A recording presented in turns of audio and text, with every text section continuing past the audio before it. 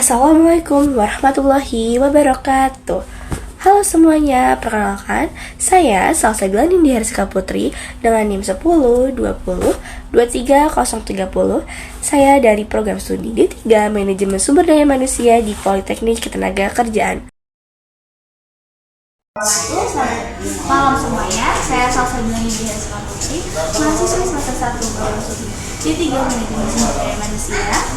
Di sini saya bersama dengan narasumber hebat saya, yaitu Kak Gusti Pangestu Mahendra, salah satu kakak tingkat kita dulu di Politeknik Ketenagakerjaan, mahasiswa angkatan 2017 nih teman-teman. Sebelumnya saya mau baca ini, Kak Mahendra tuh pernah kerja di mana aja sih gitu kan. Kayak yang pertama kita dari yang tahun 2021 aja ya teman-teman, untuk mempersingkat, pernah di Talent Acquisition Editor untuk magang di Pembangunan. Nah, yang selanjutnya itu telemanajemen di PT Bridgestone Tel Indonesia kontrak. Yang selanjutnya PT Pangansari Utama Food Research kontrak di Talent Acquisition Specialist, dan yang saat ini bekerja sebagai Learning and Development di PT Epson Industri Belanda, Kak. Gitu. Kita langsung aja ke pertanyaannya. Menurut kakak tuh apa sih soft skill yang paling penting saat kakak ingin bernegosiasi di tempat kerja kakak? Kalau untuk soft skill yang perlu kita ketahui untuk di negosiasi di tempat kerja sendiri itu adalah bagaimana kita mempengaruhi orang lain, get the people. Mempengaruhi orang lain itu biasanya adalah bagaimana kita mengenali lawan bicara kita, mengenali apa yang kita pengen pengaruhi orang. Salah satunya bisa cek, contohnya kayak Mbak. Iya. Salsabila ya. Tadi pengen ngobrol sama saya, lihat linknya dulu, ya tahu backgroundnya, pendidikannya seperti apa, kemudian juga sekolahnya di mana, mungkin kesukaannya kalau perlu ya kan.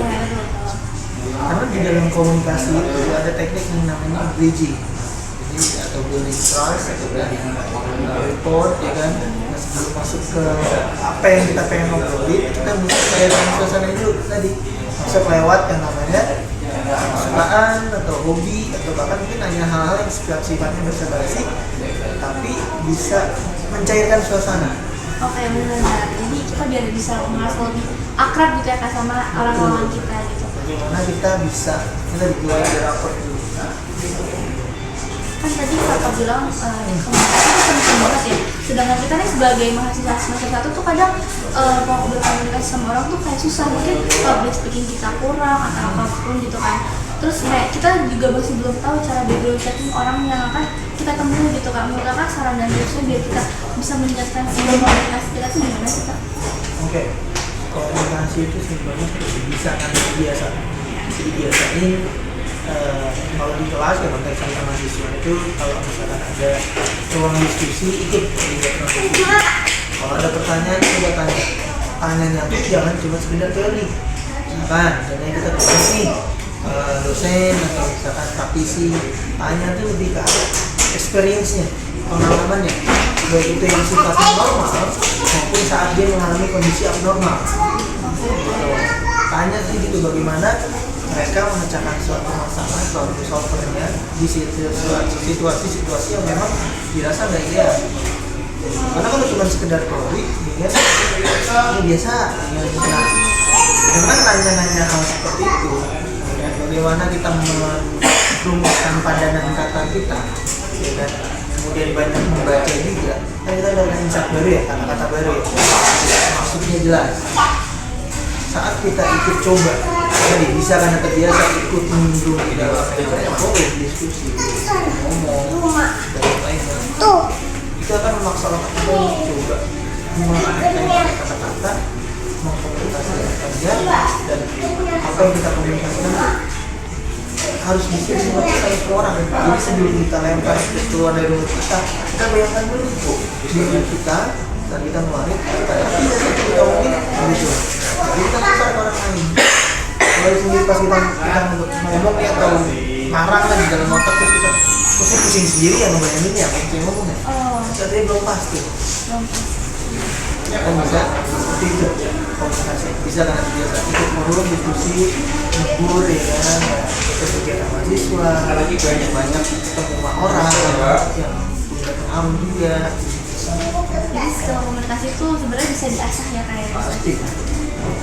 Selanjutnya itu gimana cara kakak membangun hubungan baik dengan lawan negosiasi kakak? Lawan negosiasi. Oke, kalau ini negosiasi ini, ingat negosiasi itu nggak cuma sekali selesai.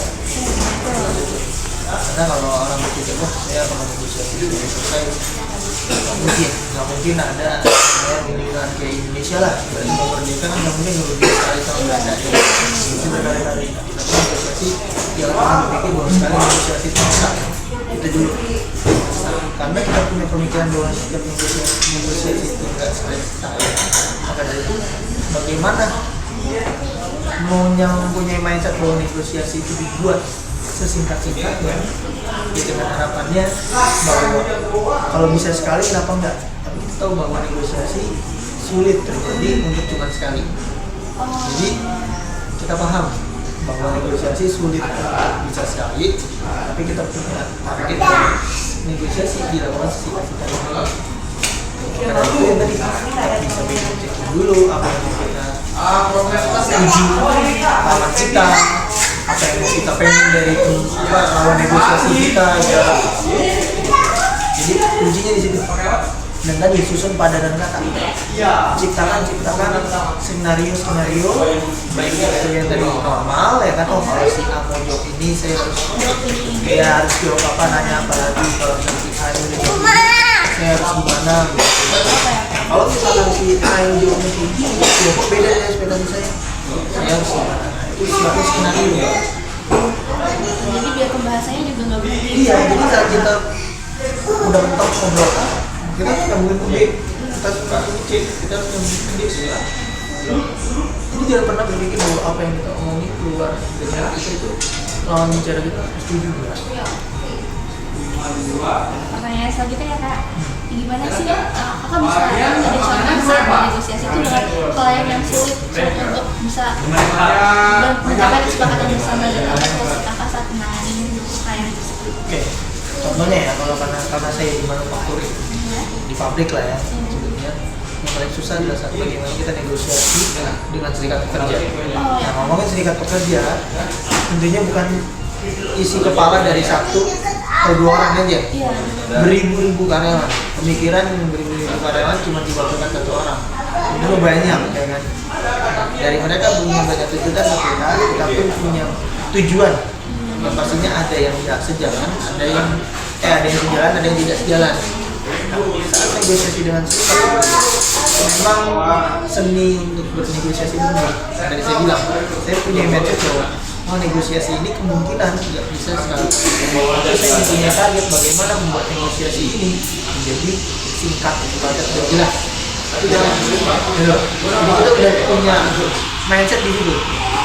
Gue tahu nih susah nih negosiasi sekali, nggak mungkin si serikat pekerja ini langsung ketok palu sama PKB. Tapi gue juga nggak mau berlarut-larut ya kan, yang muter cuma di satu tempat aja, satu pasal aja, atau pasal yang lainnya. Maka dari sebelum itu kita coba cairkan suasana dulu. Sebelum masuk ke yang namanya meja branding, kita bangun semacam relationship sebelum itu, jauh sebelum itu. Kita ikut kegiatan mereka, ya kan? Kita coba aja ngopi sering-sering, ya kan? Kita coba ikut mungkin kegiatan-kegiatan di luar pekerjaan, camping bareng misalkan, tahun baruan bareng, buka bersama bareng. Saat momentum itu terjadi, mereka tuh lebih lunak. Oh iya benar. Gitu. Bahwa merasa HR ini, karena kita HR di sisi mereka. Betul. Karena sudah setiap hari bareng gitu ya kan. Wah ini si HR udah tahu lah namanya kita, jadi nggak usah terlalu keras ya kan. Itu seninya dari kita berperang sebelum perang itu dimulai gitu. Jadi salah satu seninya HR juga ya, ngatur orang gitu ya. Pasti nggak bisa lah kita nyuruh orang itu, kamu harus gini ya, kita kasih sanksi, nggak bakal nunggu. Jadi saat kita coba masuk ke dunia ini, kita makan ikut duduk bareng sama mereka, kita dengarkan sekali dua kali timeline yang panjang, sebulan, 2 bulan, 3 bulan, dan saat momentum itu terjadi sejak PKB, misalkan kunjungan PKB itu insya Allah keras dan cenderung lunak. Mungkin pernah nggak ya kak saat berada di negosiasi dengan serikat buruh ini kayak tiba-tiba kondisinya tuh panas, padahal kan belum bisa dengan solusinya apa yang bisa kondisi dengan panas? Oke, kalau sudah deadlock kita nggak bisa paksain. Kan kalau udah kondisi deadlock nggak mau kita rehat, kita kasih waktu. Oh ya udah mas, kalau bapak kita selesai dulu di sini dengan poin pembahasan terakhir seperti ini ya kan, kita coba besok lagi. Atau ya kasih istirahat tidak, atau kalau memang deadlock dia kan sama-sama keras nih ya kan, yang nggak mau ada salah satu pihak yang harus dengerin dulu, karena kalau biasa kita manajemen ada di manajemen ya kita dengerin dulu, karena secara merasa lebih banyak dia, tapi secara power pasti secara kedudukan memang kita sama-sama butuh, tapi cenderung perusahaan yang dibutuhkan ya, artinya karyawan membutuhkan perusahaan. Walaupun memang pada di lapangan kayak ini equal sama. Maka dari itu kita coba kita stop dispute, kalau bisa dijeda, kita bilang karena nggak mungkin negosiasi sekali, tapi bukan berarti kita pengen larut-larut. Kita dispute bagaimana kalau misalnya sudah dispute kita rehat, break sebentar. Pertanyaan terakhir nih kak, masalah apa yang paling kakak hadapin di organisasi atau perusahaan saat bernegosiasi ini dan di akar-akar terbaik yang kakak lakuin untuk menangani masalah ini gimana? Oke, pernah saya contohnya kemarin saat saya mau bikin program learning and development, itu kan bisa dibilang apa ya namanya, bisa dibilang bahwa program ini baru nggak pernah ada sebelumnya. Apa yang kita jadikan peserta di trainingnya itu orang-orang yang memang dianggap racun di lingkungan kerjanya. Tentu kita ajak keluar itu nggak gampang. Kita harus lobby sana, lobby sini. Lobby-lobbyan itu negosiasi lah. Kita ngobrol sama pimpinannya dulu, kita ajak ngopi, kita ajak makan di koperasi, ya kan, makan di luar. Kita jelasin pelan-pelan, Pak, ini penting loh, bicara hati-hati. Bagaimana tujuan perusahaan itu sejalan sama tujuan Bapak. Kalau pengen kerja kan enak ya, nggak mau diributin sama orang-orang ini ya. Coba bantu kami untuk bisa mereka dikeluarin, dalam artian bukan keluar pekerjaan dan lainnya, dikeluarin untuk ikut training. Gitu. Kita coba bina sebelum kita dalam tanda kutip ya ini repotnya di bapak gitu. Itu kan ini bisa dibilang kurang bijak lah di tempat kerja. Setelah manajernya kita lakukan seperti itu, supervisornya kita lakukan seperti itu, kita ada ngobrol. Barulah yang sebetulnya paling susah kita ada ngobrol si orangnya. Gimana tujuan kita bahwa sebetulnya kamu udah nggak bagus kerjanya, kita mau bantu, tapi bukan berarti itu jelek, enggak, cuma dulu dibantu dijelasin itu, kita bangun proses di trustnya, kita bangun trust itu lama, 2 bulan sampai 3 bulan.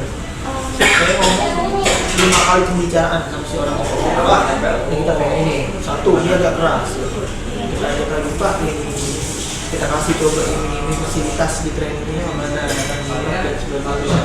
Kemudian kita coba jelasin bahwa nanti ada insentif buat teman-teman yang ikut training. Nah kita ingin seperti itu, akhirnya mereka lunak. Ya udah saya mau, itu pun masih ada semacam syarat. Kalau saya mau begini, saya nggak mau saya selesai trainingnya saya pulang, bla bla bla. Oke, nggak apa-apa, agreement di awal. Tapi kalau situ yang melewati itu, saya juga bisa mengenakan sanksi ke bapak ibu. Kalau misalnya enggak gitu aja dari tempat training, siap. Oke, agreement jelas ya kan. Dimensinya dibatasi, kalau dia dimensinya jelas ya kan. Masalah di mana yang benar di mana, kalau lapangan salah ya salah. Tanda tangan, kita jalankan kan. Selesai training, kita minta izinnya untuk monitoring.